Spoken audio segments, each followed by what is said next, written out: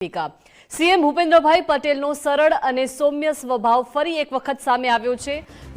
ગુરુ પૂર્ણિમાએ શામળાજી દર્શને જતા સીએમએ કાફલો રોકાવ્યો। સામાન્ય નાગરિકની જે મુખ્યમંત્રી એક ગામમાં લોકોને મળ્યા છે। સીએમએ પ્રોટોકોલ બાજુ પર મૂકી નાની દીકરી સાથે પણ મુલાકાત કરી। રસ્તા પર ઉભેલા શાળાના બાળકો સાથે નિકટતાથી વાર્તાલાપ કર્યો। માથે સુશોભિત કળશ ધારણ કરેલી દીકરીઓએ સ્વાગત કર્યું। ગૌરી વ્રત કરતી નાની દીકરીઓએ હર્ષોલ્લાસ સાથે સ્વાગત કર્યું છે। વધુ વિગતો સાથે સંવાદદાતા નિકુંજ જોડાઈ ગયા છે। નિકુંજ, ફરી એક વખત સીએમનો આ સરળ અને સૌમ્ય સ્વભાવ સામે આવ્યો છે।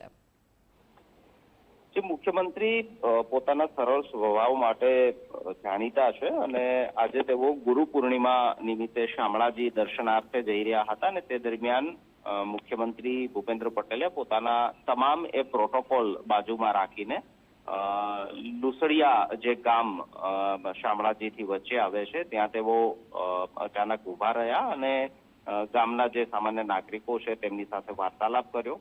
શાળાના વિદ્યાર્થીઓ સાથે વાર્તાલાપ કર્યો અને મહત્વનું છે કે હાલ ગૌરી વ્રત ચાલી રહ્યા છે ત્યારે નાની દીકરીઓ પણ ગૌરી વ્રતની પૂજા માટે જઈ રહી હતી તો તેમની સાથે પણ મુખ્યમંત્રી ભૂપેન્દ્ર પટેલે વાર્તાલાપ કર્યો અને જે ગામ જે છે ત્યાંના ગ્રામજનો સાથે પણ તેઓએ મુલાકાત કરી છે।